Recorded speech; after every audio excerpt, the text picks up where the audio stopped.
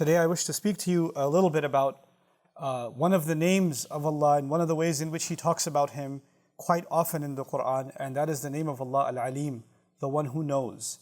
And Allah mentions often in the Quran how much He knows and how He knows everything. Wallahu bi kulli shay'in alim. An example ayah that I want to share with you to start off with is what He mentions in Surah Al-Taghabun, the 64th surah. He says, يَعْلَمُ مَا فِي السَّمَاوَاتِ وَمَا فِي الْأَرْضِ. He knows whatever is in the skies and whatever is in the earth. وَيَعْلَمُ مَا تُسِرُّونَ وَمَا تُعْلِنُونَ. And He knows the things you keep secret and the things you let known. So the things you actually let people know and the things you don't let people know that are hiding inside you, He knows both of those. وَاللَّهُ عَلِيمٌ بِذَاتِ الصُّدُورِ. And above and beyond all of that, Allah is fully knowledgeable and has always known about the nature and the reality of what's hiding inside the chests. It's a remarkable ayah, and what I wanted to do for starters is just have us think about beyond the obvious. We know Allah knows everything. We know Allah knows everything that we're hiding inside of ourselves and everything on the outside. We know Allah knows the seven heavens and all of it. But let's put some of this in perspective. How does Allah demonstrate to us what He knows compared to what we could never have known ourselves? One of the best ways to appreciate Allah's names is to actually understand our own limits. By comparison, then you really get to appreciate the perfection of Allah and really get to appreciate how insignificant slaves we are before Allah Azza wa Jal. So for starters, what I want to share with you is, let's just talk about knowledge of history. You know, historians record when a war happened and which king won or which nation conquered or how long a dynasty was. And this is what historian records can document. But a historian can never document the way Allah documents in the Quran what Fir'aun felt before he spoke. Like Allah doesn't just tell us what happened and what conversation took place, He actually tells us what was going on inside of him. وَنُرِيَ فِرْعَوْنَ وَهَامَانَ وَجُنُودَهُمَا مِنْهُمْ مَا كَانُوا يَحْذَرُونَ.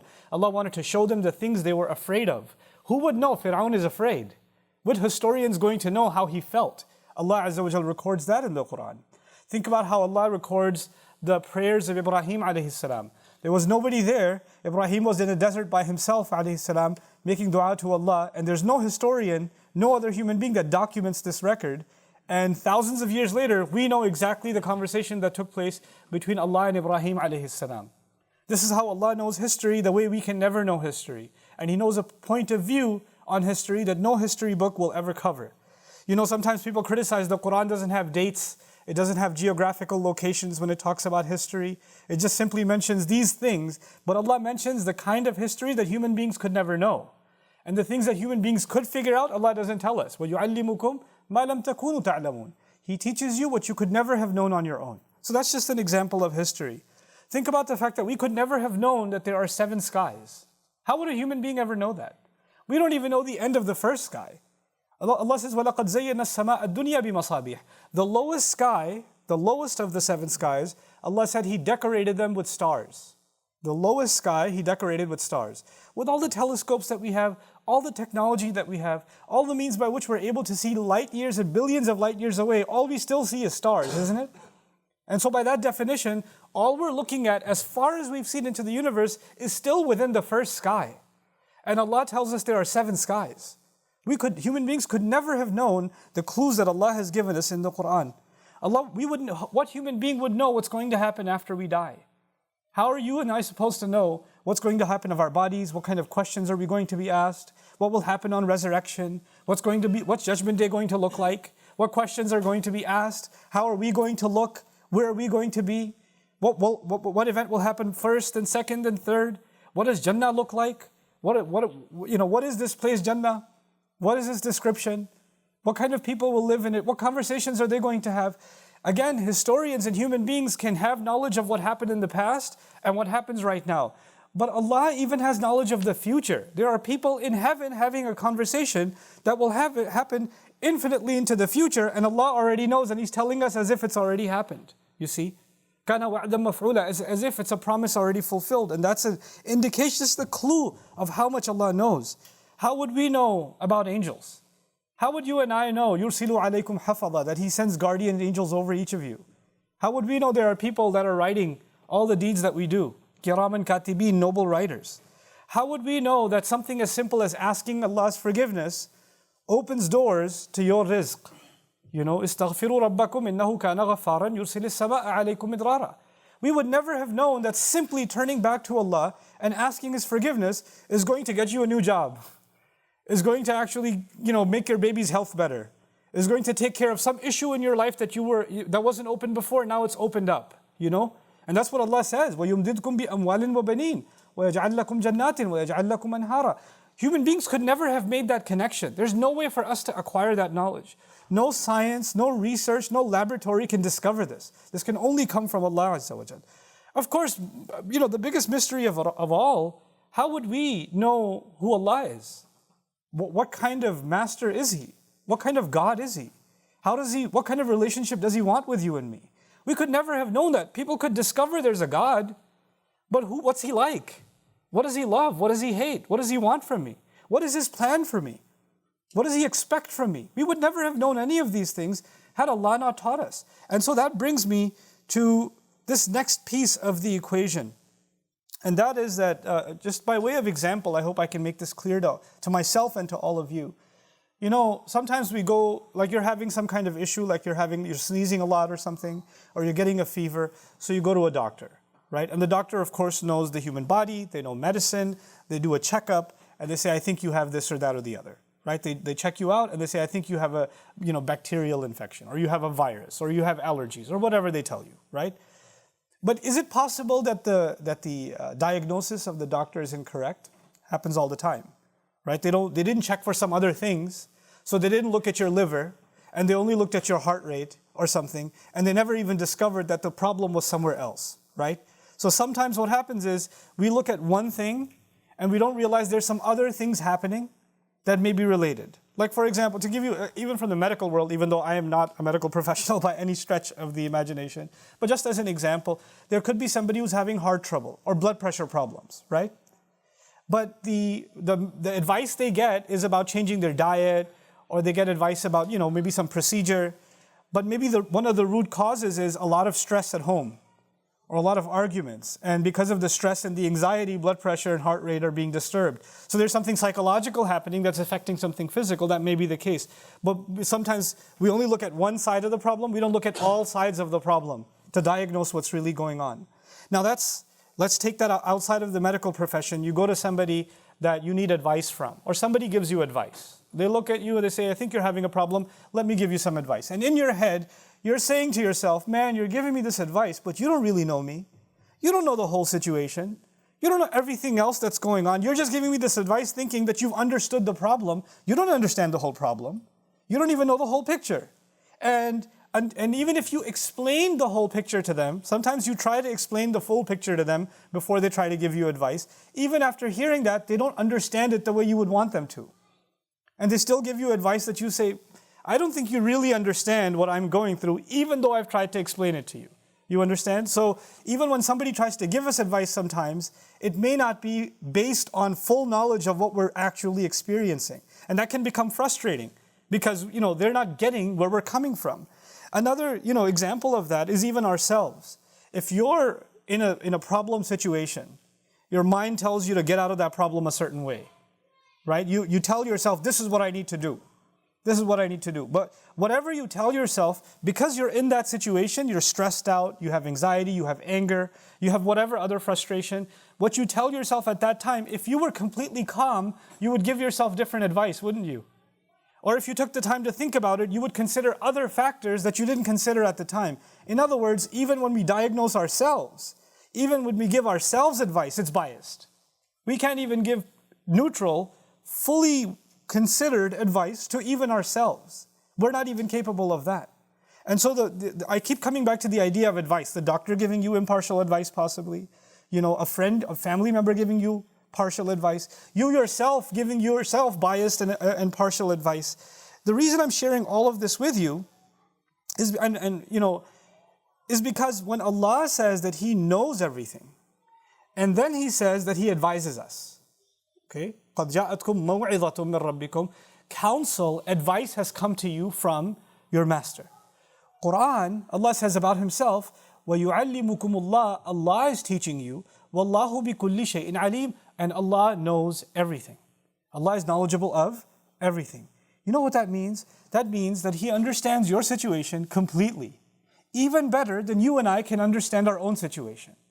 He recognizes our problem, our feelings, our thoughts, the thoughts we have said, the thoughts nobody has ever known that are going on in our head. Sometimes something's going on in your head, your face looks a little disturbed, your husband or wife or son or daughter turns to you and says, "What's wrong?" And you say, "Nothing," even though everything's going on. You just say nothing, because you know they can't handle it. But Allah knows that nothing is something. He knows exactly what it is. And knowing all of that, He gives advice.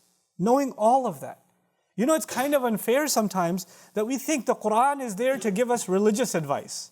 The doctor will give us medical advice. The mechanic will give us car advice. The accountant is going to give us financial advice. And Quran will give us what? Religious advice. But Allah is not limited to religion. Allah's knowledge is knowledge of all things in your life. Everything that's going on inside you.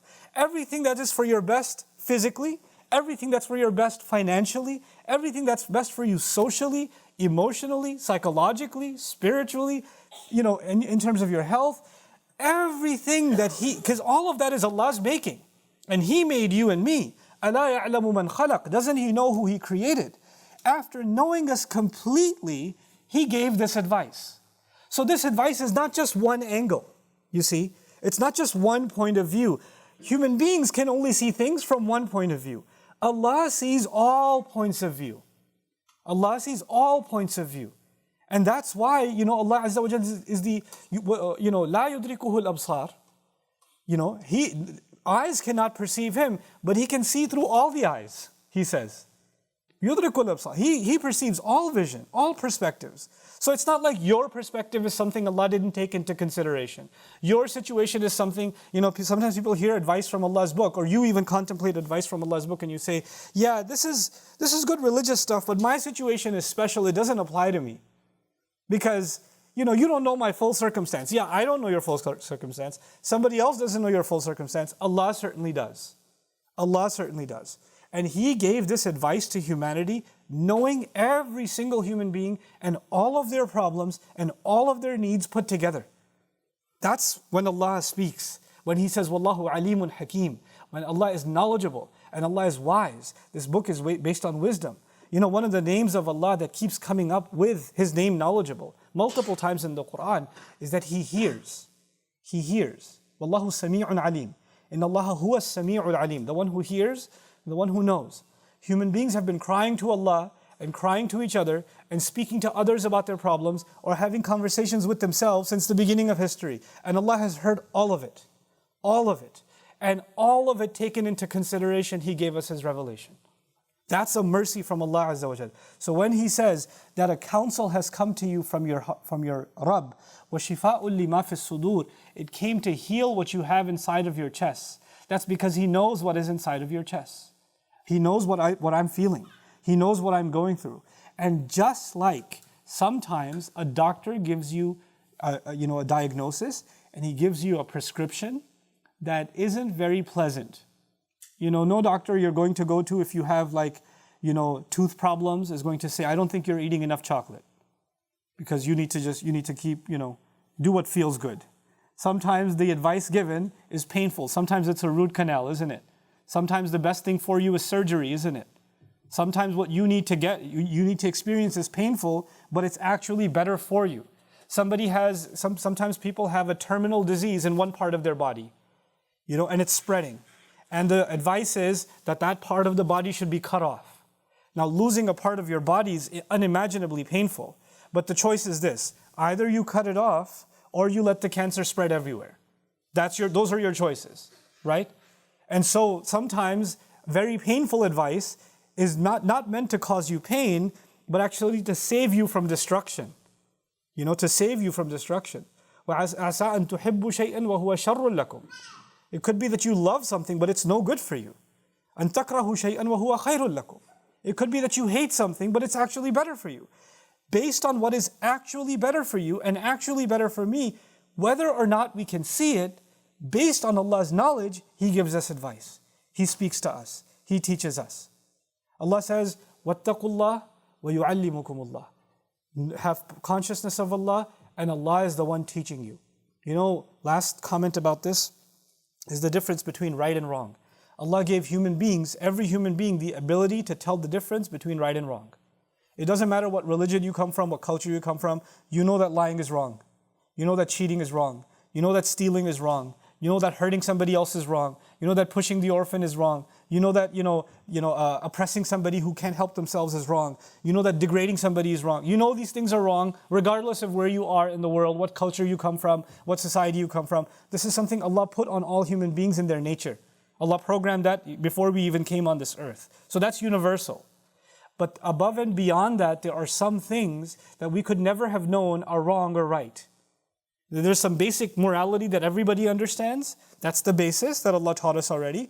But above and beyond that, we could never have known what's right and wrong. There's no way I could have known that the flesh of swine is no good. I couldn't have known that on my own. I couldn't have known certain animals are not good for me to eat. I couldn't have known, for example, what's good for me, these prayers at this schedule, 5 prayers, very specific times, aren't they? There's no way I could have known that's really what's best for me. There's no way I could have known that. So this distinction between right and wrong, human beings have some sense of that. But Allah has the full picture of it. So when Allah tells you and me something is wrong, and when Allah tells you and me something is right, then you and I have to put our knowledge of what we think is right and wrong aside, and we have to submit ourselves to the fact that Allah knows more than we can ever know. That Allah is Al-Alim. Allah is the one who knows. And Allah knows what is right is always going to be better for us. The reason we are hesitant to take Allah's advice sometimes is we think that if we follow what Allah is saying, it's going to cause pain. And you know what? The fact is, when you follow what Allah says, in many cases, it does cause pain. That's a fact of life. Following what Allah says does not lead to comfort, it can lead to difficulty. The best people who followed Allah's advice were prophets, and their lives were full of difficulty, yes or no? Right? So following what Allah says will lead to difficulty, but that difficulty is way better for you than any ease that comes if you don't follow it. That's the truth. The truth is, if you don't follow His words and find some easy way for yourself where you feel you're safer, you feel that's best for you, you can lie to yourself, you can tell yourself that's best for you, but the truth is you are heading yourself into destruction. And I'm heading myself into destruction. I pray that Allah Azza wa Jal really helps us internalize in the depths of our hearts what it means that Allah knows everything. And based on that knowledge, it's easier for us to trust His advice and trust His counsel and live by it. Barakallahu li wa lakum fil Qur'an al-Hakim wa nafa'ani wa iyyakum bil ayati wa dhikr al-Hakim.